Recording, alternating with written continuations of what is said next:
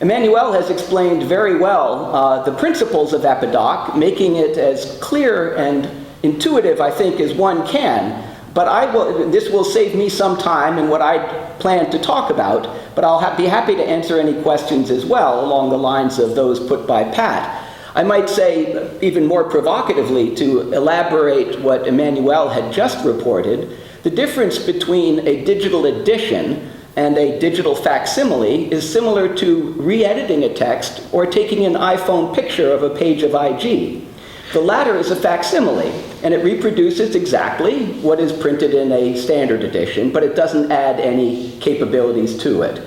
Repackaging the information brings in these other capabilities of expressing a degree of confidence in a restoration, of refining points more fully, or most importantly, as Emmanuel said, creating sets of tags that will serve particular research questions that may or may not be identical for every project.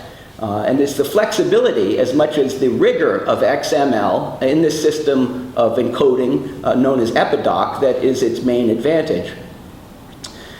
Having the benefit of Emmanuel's introduction to digital editions and EpiDoc in that form, I'll take a few brief minutes to simply explain a little history. This will be more a narrative of how I came to be involved in this project, more or less from the beginning, and why it was that I became interested as a method of explaining a position that many of you may find yourselves in now. Why should I do this? Is it too high an entry level at my age, at my stage of career to learn the system?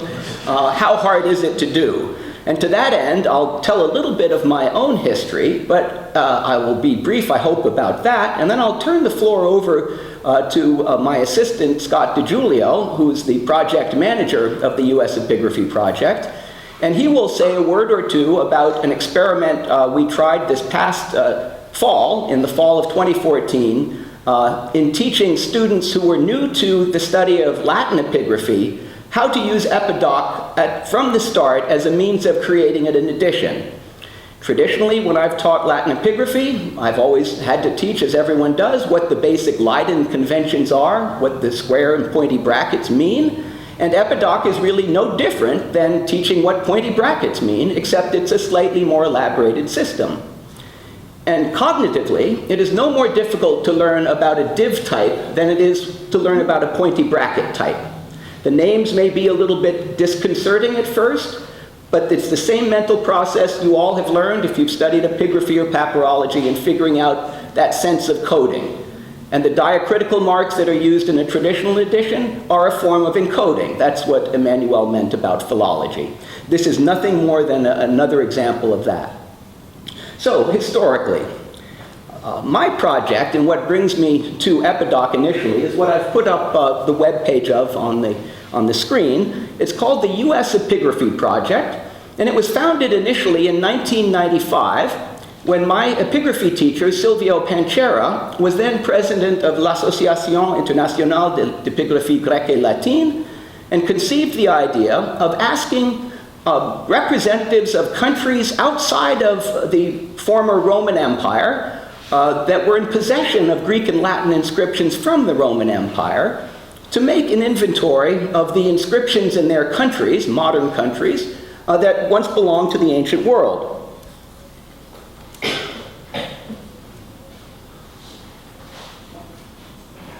Look on that one. Okay, I'll go there in a moment. Let's see, I think I'll go back to the main page. Panchera recruited me in 1995 to try to make a survey of the Greek and Latin inscriptions that were known then to be in the United States of America, something I learned that had never been done before. I agreed to undertake this task with the very short timetable given me of trying to present something for the International Congress, which was held in Rome in 1997. So it was 2 short years to begin a process of trying to learn all I could about what Greek and Latin inscriptions were in the United States of America and how they had come there. I wrote to museums, I wrote to academic university departments asking for information from informants. I knew of some large collections at the Metropolitan Museum in New York, the Museum of Fine Arts in Boston, the John Paul Getty Museum in Malibu. University of Michigan, Harvard University, Columbia University, and Johns Hopkins University. Those 7 collections account for almost 5/6 of all the known Greek and Latin inscriptions in North America. So a majority of them are concentrated in 3 large museum collections and 4 large university collections, which have themselves rather different histories of how they were compiled and with what purpose. That's an aspect of the reception of epigraphy that I'm slowly working towards. In any case, my initial survey of curators and colleagues, professional colleagues in universities, revealed some 3,200 Greek and Latin inscriptions that were known to be in the United States, 3,200. Not a large number by the standards of the inventories of the museums of Rome, for example, and probably Athens, that have in their storerooms even more inscriptions than that. But as you might imagine, the collection of objects that were considered worthy enough to make their way overseas is a rather specialized collection. It's not a random collection. Each of those pieces was acquired in the times when it was possible to be acquired for a particular purpose, and that shapes the individual collections rather distinctively. What became equally clear in my initial survey is that in addition to the 3,200 or so inscriptions I could speak about, as many as 800 of those had nothing known about them at all. A curator of a museum would report that he was aware or she was aware that in a collection in the basement was a box with 20 or 30 Greek or Latin inscriptions. But the curator didn't know how to read them, didn't know what they were, didn't know when they came into the collection.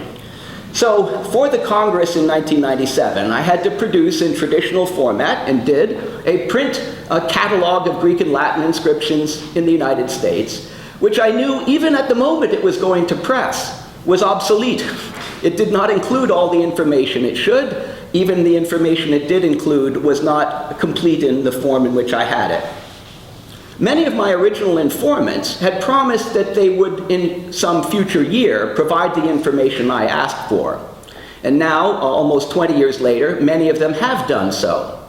But the state I found myself in 1997, of a handsome enough printed publication which I knew was already out of date and not the best state of the knowledge I could present, made it clear to me that developing some sort of system for preserving my database, as it then was, in a line that, online, digitally, in a form that would allow additions, corrections, completions, something that a printed edition has only a limited way of doing. Eventually, when there are enough corrections or additions to a printed corpus of inscriptions, there is often a second edition of it, and sometimes, as with IG1, even a third edition.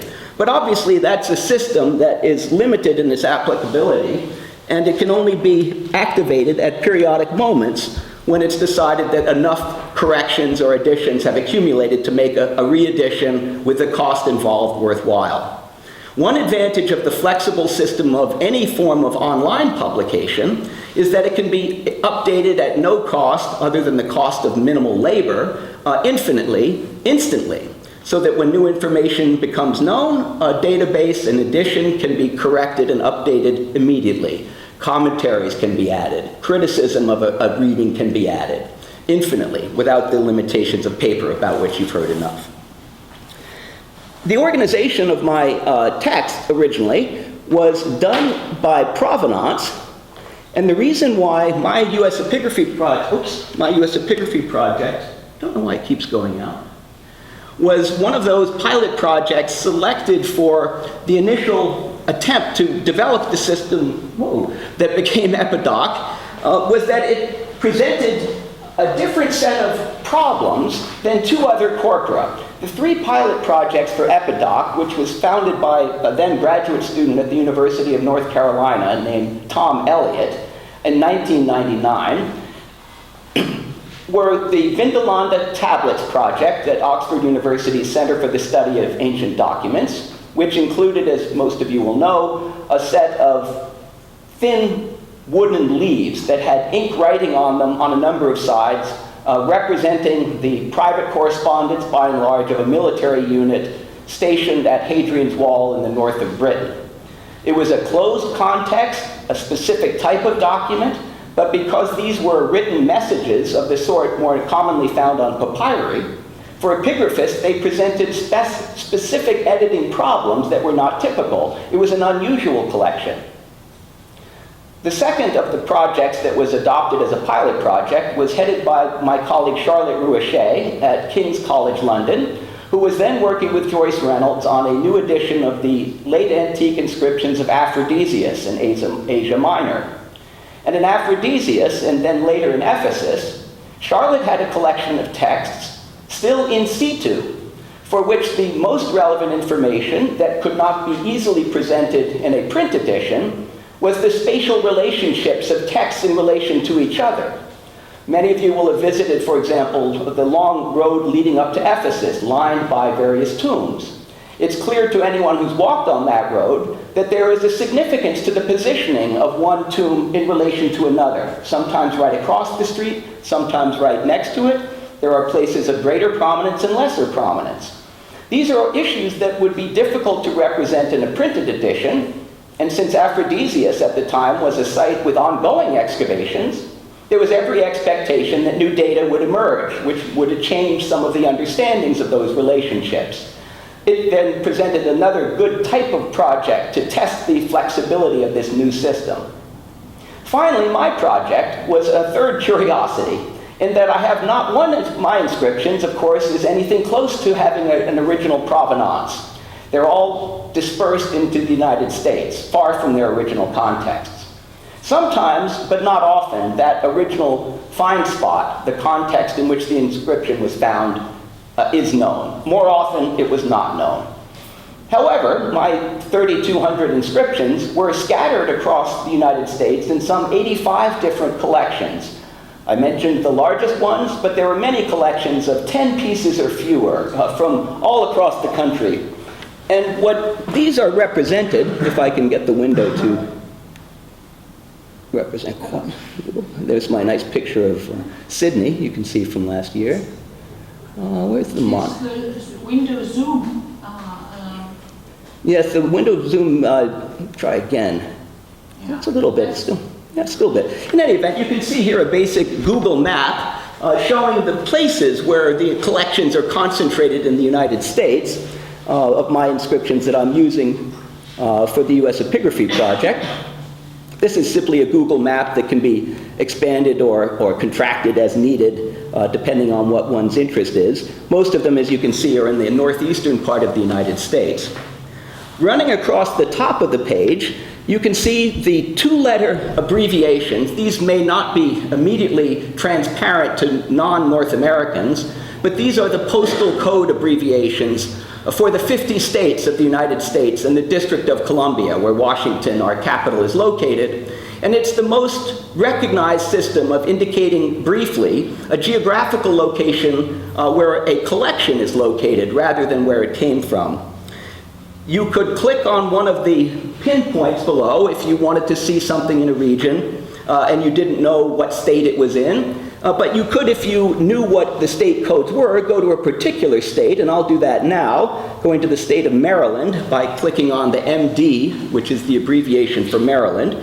And then you can see it gives a very brief list of the 3 collections I know to exist in Maryland. One of those, the Johns Hopkins collection, you can see there in the center, is one of those larger collections that I mentioned. When I began developing the system, this was the idea of what Emmanuel, I should say, has shown you some much more polished XSLT web pages indicating what EpiDoc does. My own project is still rather primitive in its display capabilities, but the underlying encoding, which in my case is most important for indicating the location where the object is preserved today, so that it can be found again, as well as tagging the basic elements of onomastics and identifications of persons and places named within the text of the inscriptions. This list goes on to 148 Latin inscriptions that we have cataloged from the U.S. Epigraphy project. Some of these were done long ago. I'll give you just an example of one. I can pull it up here. Loading, loading, loading. it will eventually bring up an EpiDoc document of some form, which will show you the way I've represented my material at the US Epigraphy Project. The rest of it is fairly self-explanatory. So you can see I have a summary of what the text is, a brief thumbnail picture on it that can be expanded, although I won't try to do that now. And then a list of attributes, which has some problems in the display. Those extraneous commas are a little bit of coding that should be eliminated. This is not a beautiful picture, but it's informative in a certain way. And I'll draw your attention to just one small element. Again, I'm not very ambitious in the expansion of EpiDoc for my immediate purposes, but the layout of the text is something that in the corpus of Latin inscriptions is not regularly reported in the transcriptions. One can often see whether a text as transcribed exists in 3 columns or 5 columns, but it's not actually transmitted that way. It's only the visual sight of it.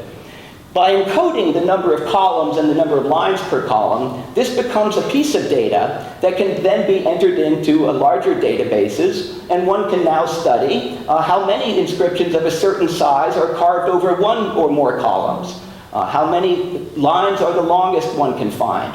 And in my case, where I have a number of fragmentary inscriptions, it makes it possible sometimes to join up pieces that were not known to belong to each other, along with dimensions.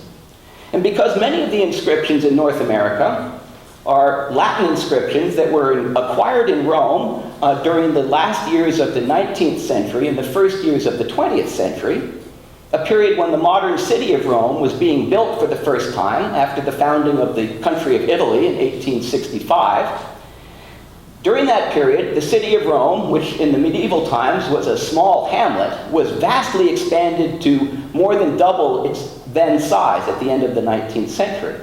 During that period of very rapid expansion between basically 1895 and 1915, vast necropolis in the outskirts of the ancient city of Rome were quickly uncovered and then immediately covered up by new roads laid down on top of them. So they weren't so much excavated as exposed. And during that period, scrupulous collectors annotated where pieces came from. Unscrupulous collectors simply gathered them up and sold them to willing Americans who could pay for inscriptions, which was then legal to export, but which often had no precise provenance. And because of the practices of antiquities dealers, a number of bipartite inscriptions, including 2 pieces, had been broken down the middle so that 2 pieces could be sold rather than 1, doubling the profits of the seller. Some of those pieces are extant in Roman museums. Their other half is in the United States of America. And it's only this kind of encoding that has allowed us in several cases to put 2 together and put effectively a virtual inscription back together. Half of it is in Rome, half of it might be at Johns Hopkins. So one advantage of this tiny little bit of extra encoding is this capability. I've been teaching Latin epigraphy for 25 years or so, and I've taught it in a number of different ways to students who generally have some background in philology and archaeology, but are new to the study of inscriptions proper.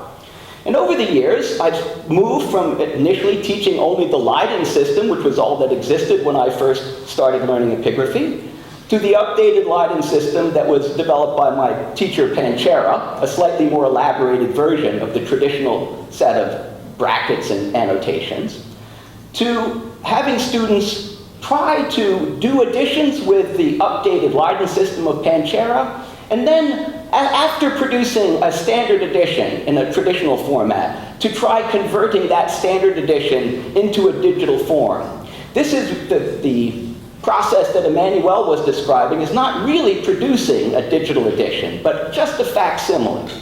Initially, that was all I thought realistic to ask beginning students to try to do. But as the EpiDoc system itself, there it's coming in, it became increasingly clear that I could effectively and should effectively cut out the middleman of creating that obsolete Leiden-style edition in a print form. If I wanted, I could produce such an image of a text by using the XSLT output of an XML file. And I apologize for the acronyms. There is not much way to get around them. but they're really no more baffling than any new term you use. XML is the encoding system. XSLT is a method of transforming one type of code into a visual representation of it, and the manual's spoken about the various ways that output can be designated. So, having moved over the years in teaching epigraphy from no EpiDoc to a kind of baby EpiDoc, just one experiment of one text, for the first time this past fall, in 2014, I had the chance to teach a Roman epigraphy class in which we built in EpiDoc training from the very beginning, so that the students were simultaneously learning how to do Latin epigraphy with this code. They learned essentially what a square bracket meant. At the same time, they learned what the EpiDoc encoding of a square bracket would be, so that they moved quickly through the notion of how to read a corpus of inscriptions in a traditional printed form, that is to understand what the pointy brackets mean, to recognizing that in converting that pointy bracketed text to EpiDoc, some further editorial critical examination needed to be made, because EpiDoc allows, and in certain cases requires, a greater indication of an editorial decision. For example, as Emmanuel showed us, the level of probability of a certain restoration. Our conventional system, as you know, has only one very crude and very variable way, an underdot under a letter. And anyone who's done any epigraphy at all will realize that editors use underdots in very different ways. And there is no agreed upon standard for what an underdot means. Does it mean that the letter has just the slightest trace there, or it's really pretty certain, 90% complete, but it's not a complete letter?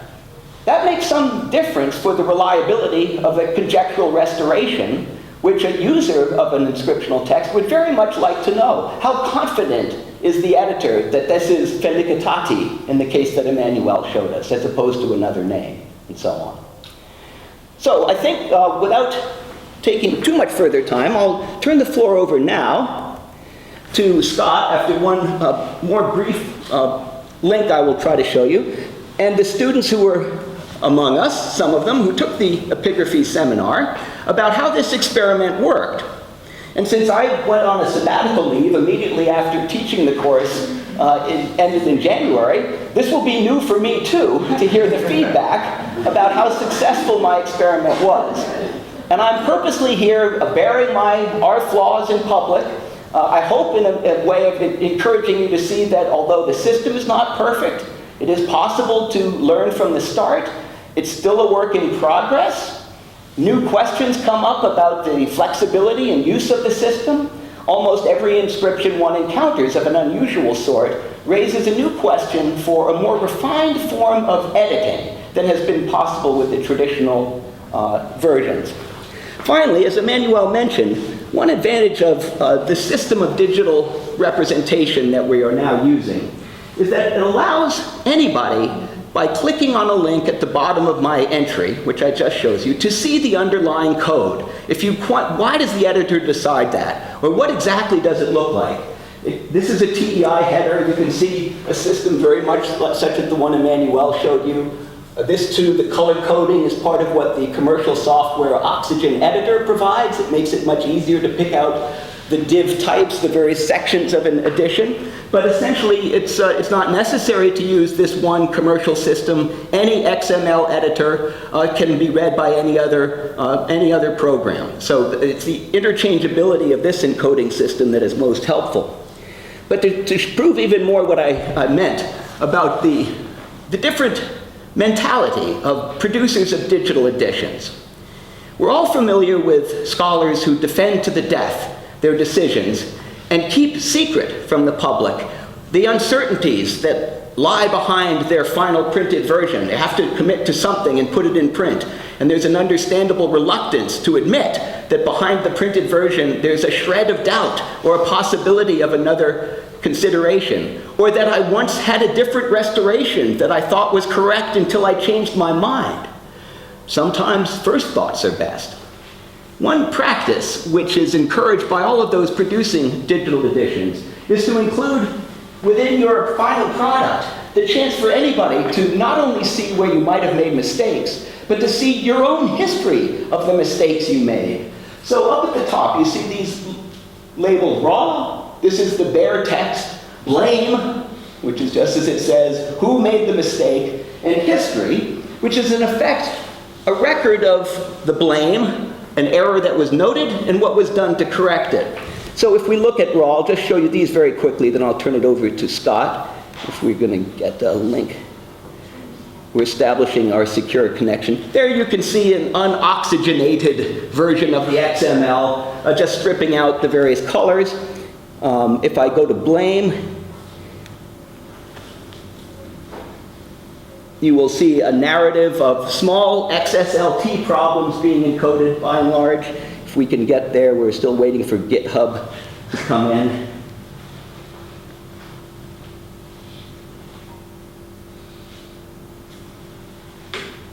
There we are. So you can see the dates, the comments of the different people who have made corrections to the XSLT. Birkin authored this. He did an initial, I'll scroll down a little bit. You can see the history of, these are mostly coding fixes, not epigraphic fixes, but those too could be entered in here. When a new editor comes and says, I have a different reading, it would all go into the blame, and then finally, not much different from blame, is history, which recounts what's been done to correct the errors. And just as with anything online, anytime one gets a new update for a program, there usually are glitches and aspects of it that one doesn't know, and one turns to other users for advice about how you got around the problem that the new operating system doesn't work with my iPhone 4, or something like that. Effectively, the history is an upgraded version of that user community of solutions to small XSLT or other problems. Well, when it's available, and I saw it last night, I promise you it's there. But the point is, we are all still learning this together. And one of the practices that I'm trying to encourage, and the system encourages, is openness about the experimental nature of it. If there's a better way to skin this cat, I'd like to learn about it. And it's only by putting up our process of thought through these histories and blame records that we can advance this cause. Nobody has to click on this. This is not for everybody who wants to see this. But if you do, one can always from any EpiDoc, and that's another advantage of this system. I'll stop there and ask Scott to come up for a moment and say a word or two about the template we developed in Oxygen and distributed to the students who are among us for creating EpiDoc files of some other inscriptions from the Johns Hopkins collection and Columbia University in particular. Scott? So as John was saying, this past semester, or previous semester, excuse me, in the epigraphy seminar, we introduced a template that was designed for easing students into approaching EpiDoc, basically. It kept some of the pointy brackets away, but allowed for the full range of markup that we had available to students. And we designed it such that you could pull down menus for various things like the various hierarchies and the types and materials and whatnot. But for dealing with the text itself, you still had to think in terms of the language that we have approached. And we've talked a bit about, I think Emmanuel has done it. I don't want to say anything about it because I think she did a great job talking about it. In learning the two approaches side by side and learning traditional epigraphic methods and the digital method, we really attempted to do something collaborative. As John has mentioned, part of the reason that we do approach everything digitally in this way nowadays is to foster the ability to collaborate on a larger scale and to think more carefully with each other about what our individual choices are and what the implications of those are. And because we're working with EpiDoc, we can represent that more clearly to each other and to the broader scholarly community.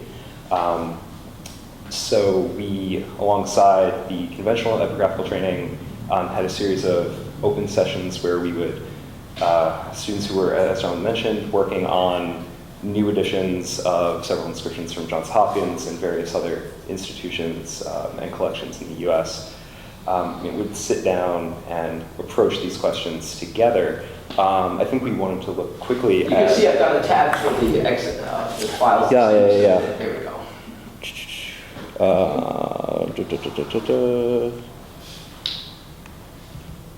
Dominic. Yes, I'm hanging out one of our students to dry. So, if we are looking at this inscription, there, just put this up briefly before looking at the XML of it. The inscription has several challenges, particularly what to do with a rasura and some overstriking of the text. And as we can see here, we are able to, it gets a little crowded, but through here in the name, we have the ability to then, address in the same space the various semantic implications and our certainty variants of what is going on in the rasura, what is going on with the various problems with the name textually. And I think it, more so than line convention, is able to keep it in a very focused way. And forces people who are approaching this for the first time, even at that early stage, to really have to think about what the exact implications of what they're saying about the text is. And I think that was the most important thing that we were trying to drive home in teaching EpiDoc alongside epigraphy. The students in the class were primarily coming to the class with no epigraphic training. They were primarily philologists, historians, and some archaeologists, as John mentioned. And the practical application of the EpiDoc markup language alongside really was a way to help us think through some of the thornier issues that we as epigraphers need to reckon with, yet again don't always represent in our print editions. And I think, that said, I am also interested, like John, to hear kind of how the students who were in the seminar feel that approach worked. So, the most interesting piece of code right in here is the overstrike system. You can see that we've identified the parts of a Roman name: praenomen, gentilicium, cognomen. So you can search it. These will automatically then be able to be fed into any other XML system that records Roman names with the standard 3 parts: praenomina, gentilicia, and cognomina. But it allows the kind of indication through code of the letters hit twice, or one crossed over another, a correction, that in a traditional edition is also, of course, handled in the form of a comment in a note, an annotation. That's very difficult if you wanted to study how many cases in Athens are there of corrected letters. Well, you could read through and look through all the corpora that exist in print to Athens. Once inscriptions are encoded this way, you can query it, and it will bring up all the cases of overstrikes, and it allows you to access that data much more quickly and readily. And this is one example only of this sort of infinite possibility for tailored capabilities that Emmanuel spoke about.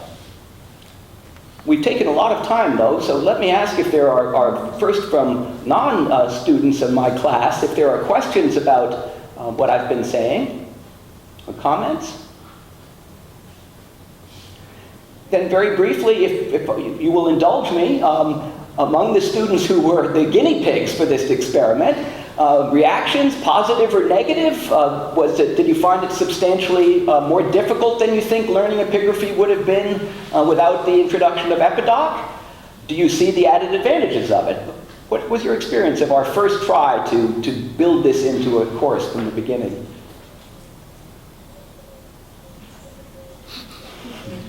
I can start. So I was very new to epigraphy and music. And I think that having to learn the EpiDoc system actually challenges us to study inscriptions in a much more detailed way than had we only done the line conventions. However, once doing EpiDoc, the lighting convention seemed quite easy. I actually feel like I have a more detailed approach now when I look at an inscription, but